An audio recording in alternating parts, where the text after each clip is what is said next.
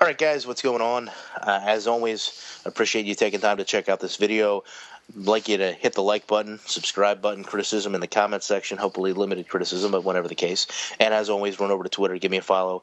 My username is Shutdown Safety. Talked about early in the week, expanding my channel a little bit, and I'm going to do that with the help of my good buddy Neil Bauer, Double Plus Good Games. Probably remember him from the Quinn Pitcock interview, the Johnny Rutledge interview, the Michael Mentheim interview. If you haven't seen those, do yourself a favor and go back and look at those. Neil was the sole reason that I got to E3 this year, and obviously a lot of you were pleased with the majority of the footage that I got from there, and hopefully we'll continue to work together in the future with that. But what we wanted to do now is kind of help expand my channel a little bit, delve into more of a complete gaming picture, if you will. Not that I'm not going to continue to focus on simulation football, but at least once a week we want to try to get in here and show you guys and talk to you guys about what's going on as a whole in the gaming community. Well, I couldn't ask for a greater introduction. My name's Neil Bauer of the Double Plus Good Games podcast. As Ryan's mentioned, all of the people that we've worked with in the past, we've been talking along the same line since 2011, and it just makes sense to kind of, as I said, merge two worlds together. And we talk mainly about gaming of all varieties, Xbox, PS, Xbox, PlayStation, mild Nintendo, but we are out there talking about all of those. And with the commentary that Ryan does on football, sim football, is one of the best out there today. We thought it was a perfect synergy to bring up, a few talking points a couple times a week, or once a week to this channel. So we would love. I mean, we connected at E3, and it was a phenomenal year. This year, if any of these. What, millions? Are you up to the million subscriber listener? No. 2, 3 million, 5 million. I'm closing in on 2 million in views. This should obviously push me over the top with this alone. But I think, the big part of this for me, and as I've expressed to a lot of people on Twitter, I was really lost at E3, not being a really big gamer. I had some people locally that, obviously know a little bit about what I do, and they had talked to me about the importance of E3 and tried to hammer home to me what it means to go there and be involved in something like that. But I still was very quickly overwhelmed by the landscape gaming has right now. These aren't titles that I traditionally buy. These aren't companies I traditionally purchase from. Outside of sports venues, I really don't have a lot of interactions with games. So it really was kind of, like I said, overwhelming to go in and see such a mass, not only of people, but of companies, products, games, publishers. So I guess really that's maybe what we're probably going to start out talking about is some of the highlights of E3 and what you saw probably in a much different light and perspective than I did.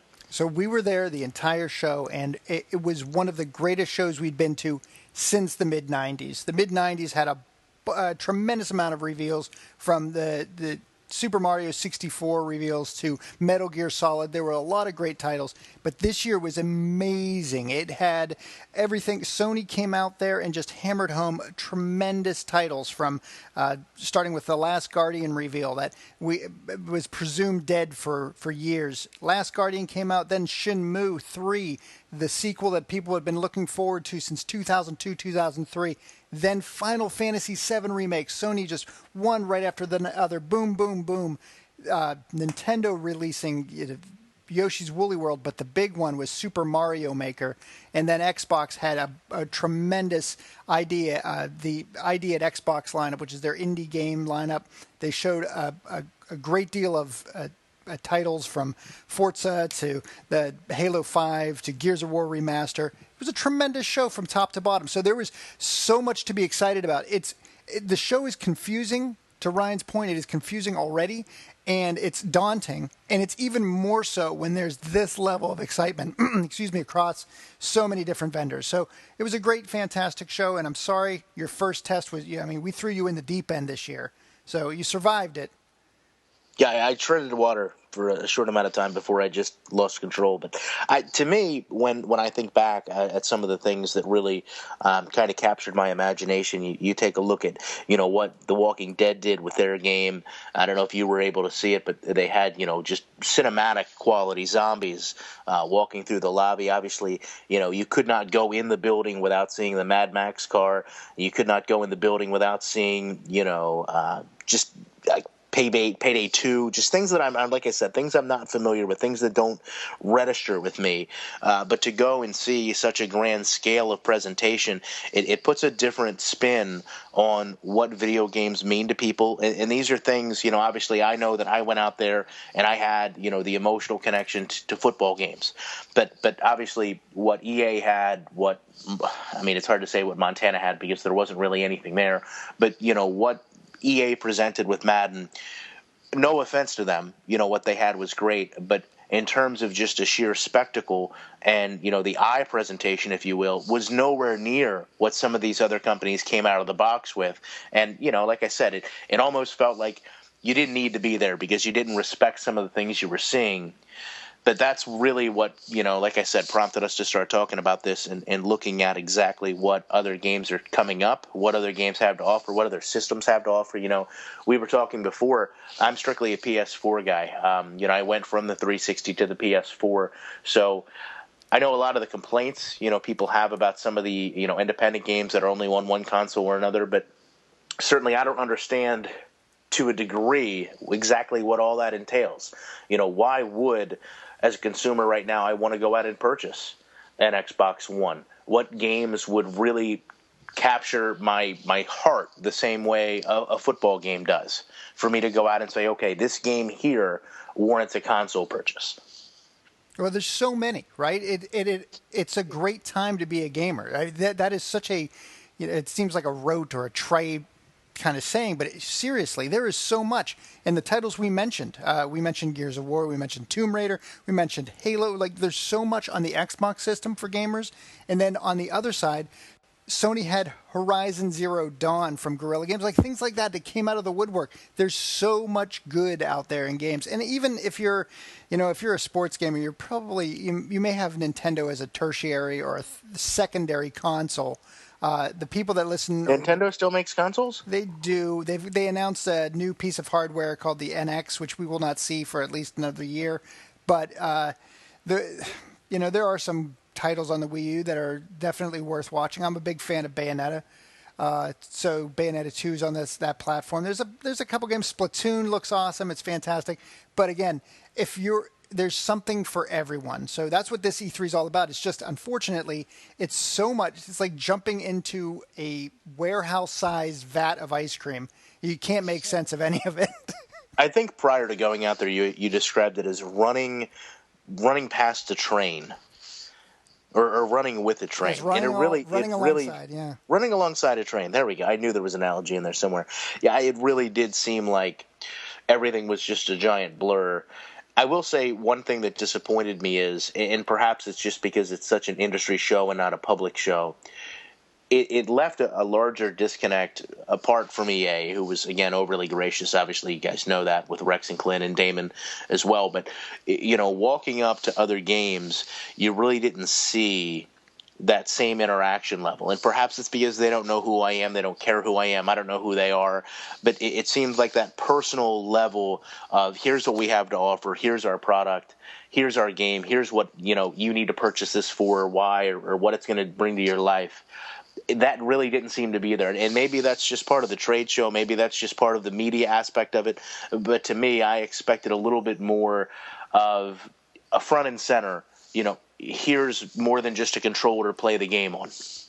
And you'll get more of that kind of experience at a show like PAX or Gamescom, where this is more of an industry show, and their sales reps are generally people who work within the organization. So they're not built on selling this. And also, a lot of them are just flipping exhausted because you know what it's like walking onto the floor. It's inundating. Well, imagine sitting there 8 to 12 hours a day listening to those repeat cycles. So people kind of zone out. So shows that are more intimate, a little bit closer one-on-one contact like PAX, that's where you're going to get that interaction. This show is all about, look how much money is in this industry. Look at our big Star Wars Battlefront. Look at these huge testaments to greatness.